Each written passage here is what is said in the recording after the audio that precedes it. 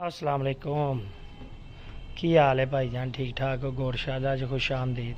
है साडा एक बकरा है माशाल्लाह बिल्ला 7-8 महीने का तो चेक करो हर लिहाज ना ब्लीडर बच्चा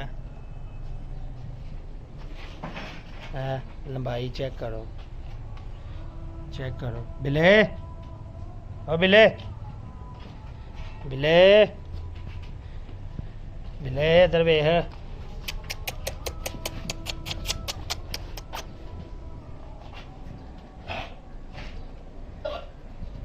चेक करो कोई शो करने वाला भाई लेना चाहता है साढ़े नाल राबता कर सकता है।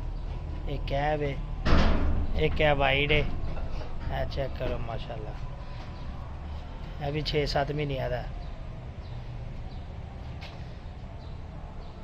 अगर कोई भाई शो करने वाला लेना चाहता है तो जरूर साढ़े नाल राबता करे।